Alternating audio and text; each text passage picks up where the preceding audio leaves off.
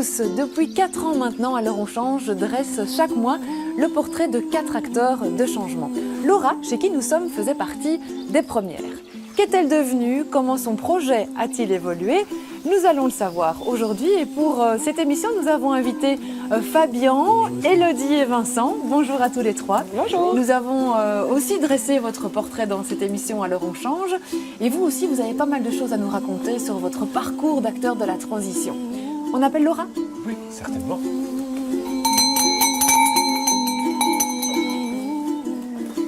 Bonjour. Bienvenue à la source. Merci de nous accueillir. Avec plaisir.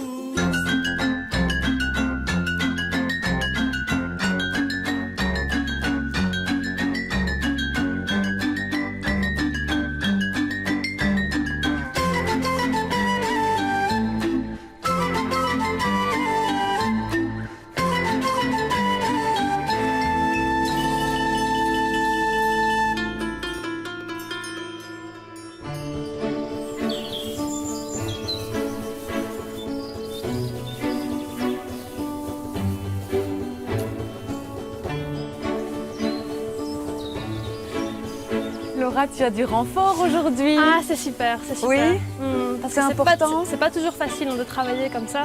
C'est beaucoup de boulot en très peu de temps. Et du coup, on travaille, enfin en tout cas pour ma part, je travaille presque 18 heures par jour, quoi. Pour le moment, oui. c'est énorme. Oui.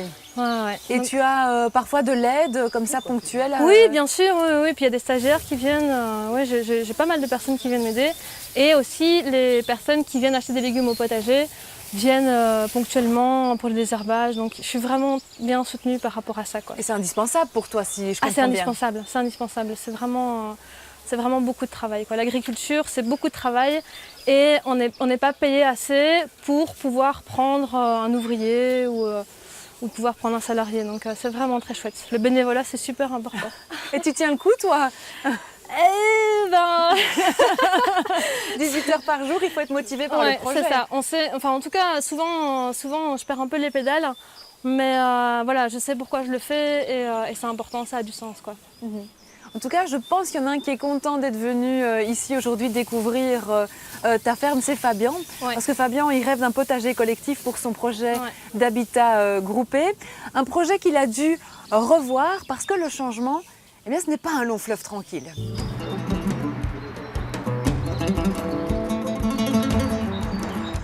On est ici dans un parc qui est l'ancien parc des Frères Saint-Ferdinand, en réalité, qui fait 6 hectares, et sur lequel on s'est installé de façon temporaire, en yourte ou en caravane, pour construire un nouveau bâtiment, donc un habitat groupé en ossature bois.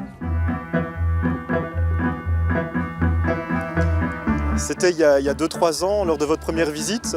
À l'époque, on venait d'essuyer un premier refus de l'urbanisme, et donc on a dû relancer une soumission de permis, etc. Donc ça a pris un peu plus de temps.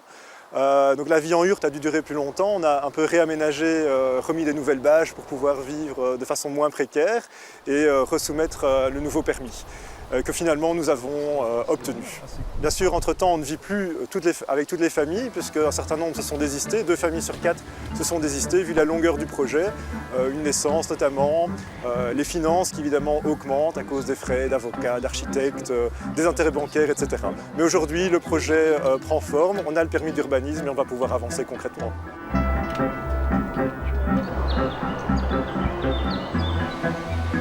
C'est un parc de 6 hectares qui a appartenu tout un temps à une école, puis qui est tombé dans le privé. Puis on l'a racheté pour faire un habitat groupé solidaire, multigénérationnel, mais multifonctionnel aussi, dans l'idée de faire différentes activités, de développer différentes activités avec les habitants, mais aussi en lien avec le quartier évidemment. Donc ça c'est vraiment un projet global. Il y aura 5 appartements, 2 qui sont en dessous. Les parties communautaires sont en dessous également entre les 2 appartements du rez-de-chaussée et 3 appartements à l'étage. Et bien voilà, nous sommes exactement au même endroit que lors de notre première rencontre il y a 3 ans. La grande différence, évidemment, elle est là. C'est-à-dire qu'il n'y a plus l'ancienne construction qui a été détruite par nos soins il y a un an et demi maintenant. La grande différence par rapport à notre dernière rencontre sur le plan de la construction elle-même, c'est que nous avions insisté sur le fait que nous allions procéder par autoconstruction à 100%. Vu les évolutions qu'on a connues, notamment au niveau technique des sols, notamment aussi sur le plan de l'évolution du groupe lui-même, nous avons décidé de confier la construction du gros œuvre à un entrepreneur qui va nous le faire avec la méthode de bois et paille. Deuxième changement, il y avait 6 appartements qui étaient prévus au départ, il n'y en aura plus que 5 maintenant, puisqu'on a décidé de faire des appartements un petit peu plus grands. Malgré les différentes embûches, on a quand même gardé l'objectif, même s'il y a des choses ci et là qui ont changé. Mais l'objectif a été le même, mais par contre, le chemin pour y arriver a été très sinueux. Et aujourd'hui, on est fin prêt au niveau administratif et financier, on a le permis de bâtir et on n'attend plus que des arrivants supplémentaires pour habiter dans cet habitat groupé. Grosso modo, on sait qu'un projet d'habitat groupé, ça prend entre 5 et 10 ans. Nous, on est dans notre 6e année maintenant, donc il faut du courage, il faut mordre parfois un petit peu sur sa chic parce qu'un des problèmes auxquels on est confronté, ce sont des problèmes qui sont administratifs. Et ce qui a fait en sorte qu'on se retrouve encore là maintenant avec une maison qui n'est pas encore construite après 5 ans, c'est les problèmes administratifs qui nous en ont fait perdre 3. Il faut pas mal d'imagination, effectivement. Il faut être surtout bien entouré. Donc il y a pas mal de conseillers autour de nous qui nous aident dans les démarches. Et c'est grâce à tout cet ensemble qu'on peut avancer vers la solution.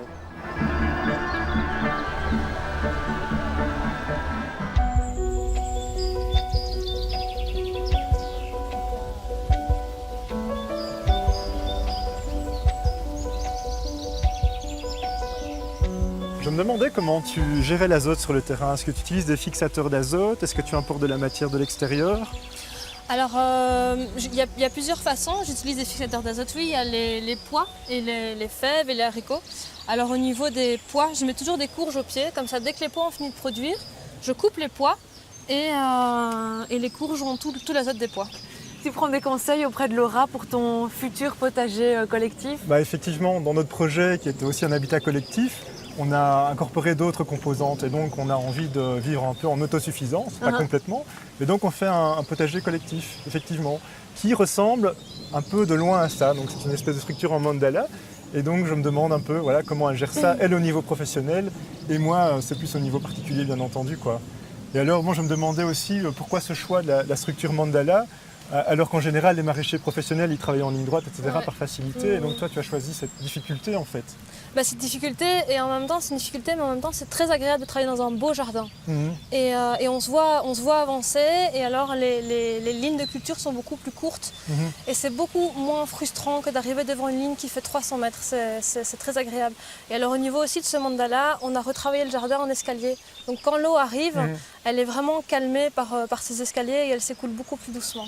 Et alors au niveau des récoltes, comment tu gères? Tu arrives à retrouver tes légumes assez rapidement pour faire des paniers ou comment ça fonctionne? C'est ça, donc les planches de culture sont claires. Donc il y a toujours une grande planche de culture entourée de buttes permanentes sur lesquelles on associe des vivaces, donc des aromatiques, on associe des fleurs.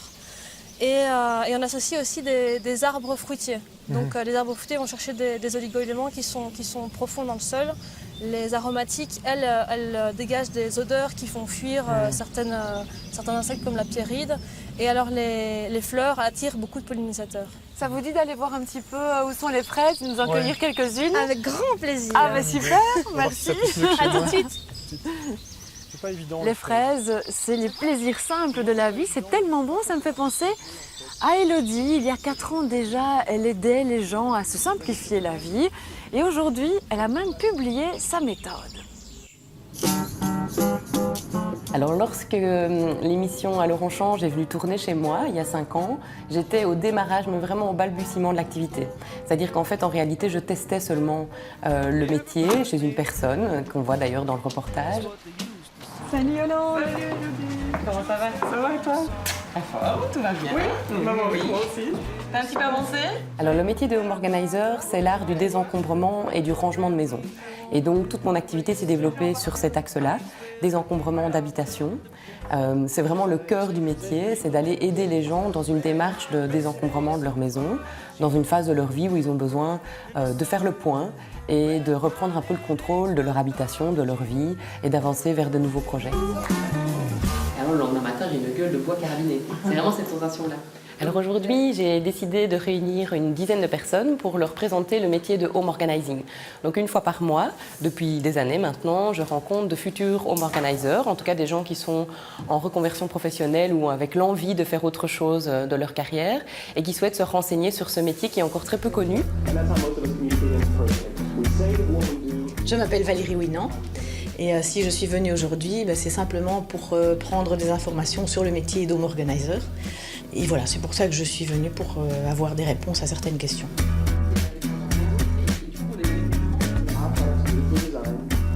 Je m'appelle Pascale Mormont. Moi, si je suis venue ici aujourd'hui, c'est vraiment parce que j'ai l'impression d'être à un tournant de ma vie. J'ai, il y a quelques années, fait un burn-out, j'ai fait une grosse rénovation chez moi, j'ai eu mon fils et je me rends compte vraiment que mon style de vie actuel ne me correspond plus.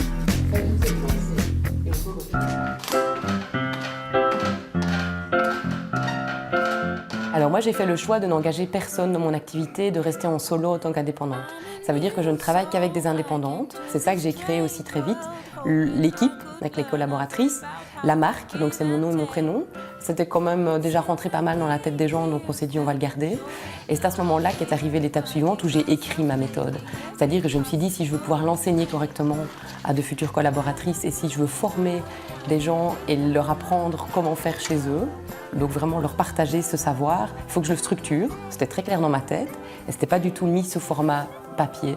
Et donc là, j'ai écrit ma méthode en 3 tomes avec 10 étapes par tome, qui est aujourd'hui mon principal revenu puisque je développe d'autres choses par rapport à cette méthode et à cette marque. Et donc l'objectif maintenant, ça va vraiment être de vendre la méthode sous la forme d'un bouquin, mais ça ne sera pas un bouquin. Ce sera des fiches d'inspiration, en moyenne une centaine de fiches d'inspiration qui peuvent s'acheter par pack. Et les gens achètent ce dont ils ont envie, soit ils ont la collection complète, soit ils achètent les 10 premières. Et ils peuvent à tout moment, un peu comme un calendrier où on a un message positif par jour. Pour tout vous dire, je me suis écrit une lettre il y a quelques mois à la fille que je serai dans quelques années, à l'approche de la quarantaine. Et j'ai commencé en disant j'espère vraiment que tu seras fière de toi, de tout ce que tu as fait et que tu pourras enfin profiter de tout ce que tu as construit les 10 dernières années et souffler un peu.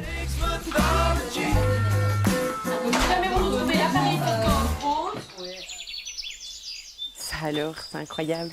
Nous, on hésitait pour l'instant plutôt dans une roulotte. Un truc, c'était pas mal aussi comme option. C'est très long la roulotte. Hein. Ouais. Ouais. Je vous attendais justement. Ah ben voilà. Voilà, pour visiter ton petit chez-toi. Génial, super, allons voir. Je suis très curieuse, j'ai envie de voir ça. Et voilà, c'est ici que je vis avec mes 2 enfants, dans une grande cabane. Hein. C'est chouette, dit.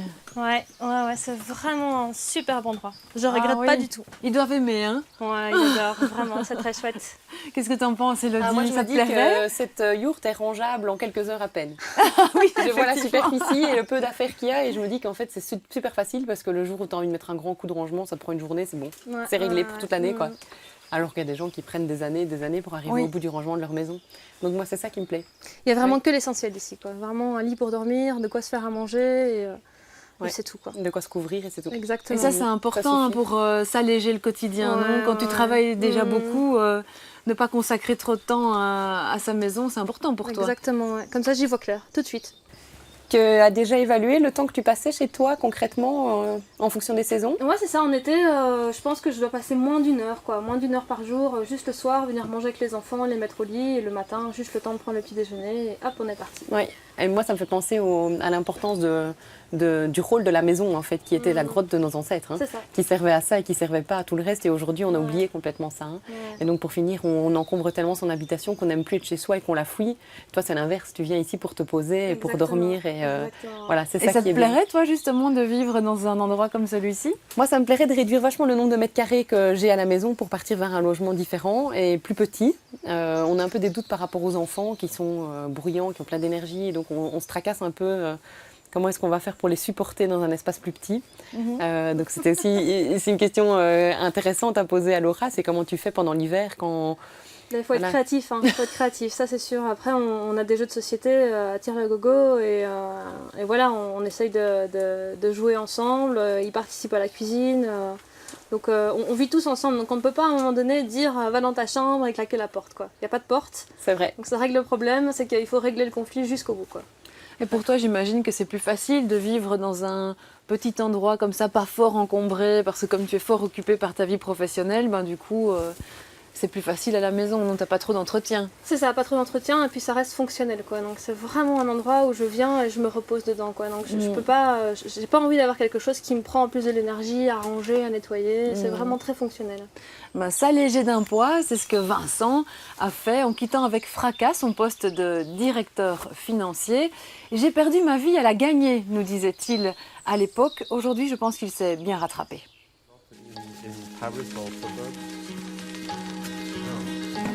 Dès qu'on a construit, on a construit plus grand pour accueillir du monde.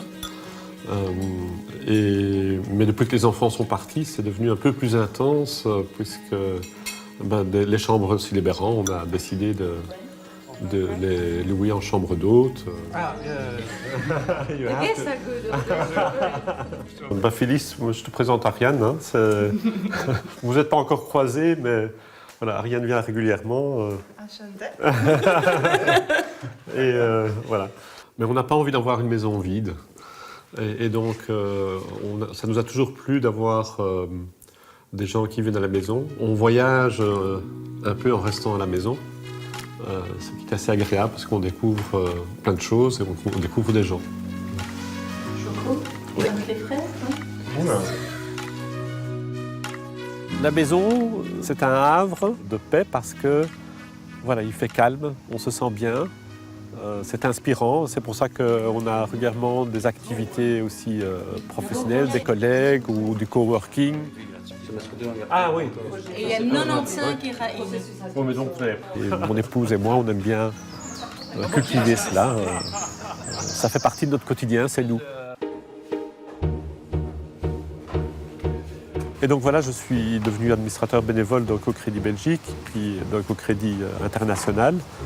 Alors ce qui m'intéresse, c'est qu'ils aient lancé 2 nouveaux pôles, l'agriculture durable, fair trade, et les énergies renouvelables dans les pays en développement. Et si on ne fait rien, les pays en développement, ils vont construire des usines à charbon pour produire l'électricité. Et donc il est urgent, vraiment urgent, d'aider les pays en développement à développer une industrie d'énergie renouvelable. Après les attentats, l'image qui était véhiculée par la presse étrangère, pas belge, n'était pas du tout l'image qu'on a en tant que citoyen de Bruxelles, qui est une ville accueillante, agréable, et là on entendait n'importe quoi. Et donc je me suis dit, pourquoi est-ce que je ne ferais pas quelque chose? Parce que je suis un peu dans cette mouvance, changement, accompagner le changement, etc. Est-ce que moi, avec mes modestes capacités, est-ce que je pourrais faire quelque chose? Et donc j'ai décidé, 3 mois après, de lancer un projet qui s'appelle Réinventons Bruxelles. Voilà, c'est une expérience qu'on lance, incroyable comestible. C'est des fruits et légumes pour tout le monde, tous ceux qui passent par ici, comme il y a l'arrêt du bus en plus. Voilà, des groseilles, des fraises, des potirons, toutes sortes de choses.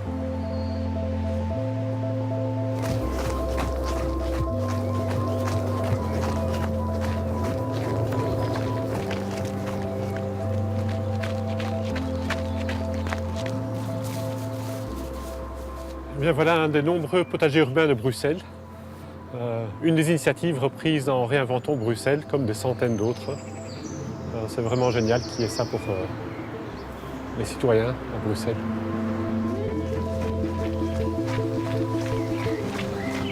Je dirais qu'on est dans une phase de transition. Il y a une perte de repères. Mais en même temps, il y a les graines du futur qui sont là. Et je dirais aux jeunes, allez voir ce qui se fait, qui va produire le monde de demain. Et c'est formidable.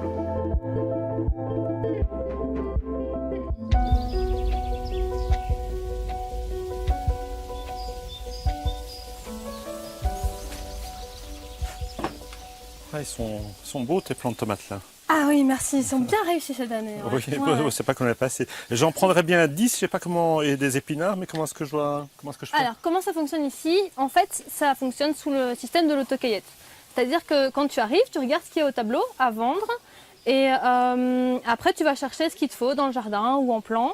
Et puis tu reviens ici, tu prends la calculatrice et puis tu fais ton compte. Tu payes, la caisse est toujours là et tu peux reprendre ton fonds de caisse. Tout est basé sur la confiance. Et si tu n'es pas là? Si je suis pas là, tant mieux. C'est que je suis en train de faire quelque chose. Tu as trouvé ton bonheur, Vincent? Ben oui, parce qu'ils sont splendides et puis voilà. C'est pour ton jardin? Oui, pour mon épouse qui fait pousser des plants de tomates et c'est pas évident, donc ça c'est vraiment super intéressant. On sait que Laura est un petit peu débordée, hein, on peut le dire. Est-ce que tu aurais quelques conseils à lui donner justement de par ton expérience? Ah, ben quand on travaille dans des projets pareils, l'important c'est d'être vraiment bien ancré à une motivation durable, parce que c'est jamais facile et il y a toujours des choses, des imprévus. Et donc rester connecté à sa motivation durable, ça c'est quelque chose de fondamental pour moi, et bien le sentir. Et quand on a envie de tout lâcher parce qu'on se dit on ne va pas y arriver, qu'est-ce que tu peux dire par rapport à ça? À quoi est-ce qu'il faut se raccrocher? Alors se raccrocher à de l'aide, ça peut être intéressant, avoir des gens de confiance. Et puis partir du principe qu'il y a des moments creux et d'accepter qu'il y ait des moments creux, de ne pas s'en faire. C'est normal. C'est normal, c'est normal.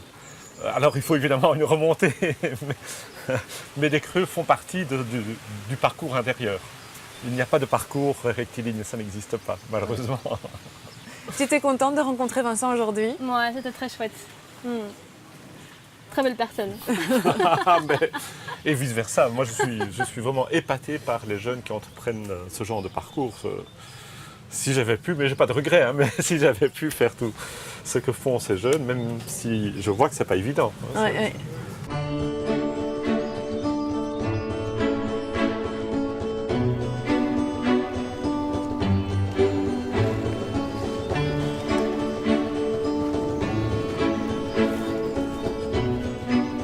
Ah Vincent, on n'attendait plus que toi pour le goûter. Ben voilà. Super. Bon prenez la tarte qui vous plaît. Qui veut quoi? Il y a pomme ici, pomme amande. Allez, moi je commencerai bien par celui-là. Moi je reste sur la Rhubarbe aussi, Ouais, pareil, dedans. rhubarbe. Fraise, moi. Et toi Vincent? Attends. Alors, pomme amande, oui, volontiers. Voilà. Tu sais me mettre un petit morceau de fraise? Oui. Merci. J'avais envie de vous demander, parce que je trouve que l'alchimie a quand même assez bien pris entre vous. C'est vrai que c'était un pari. Qu'est-ce que vous avez pensé de cette journée, de votre rencontre, ici vous quatre, Fabien?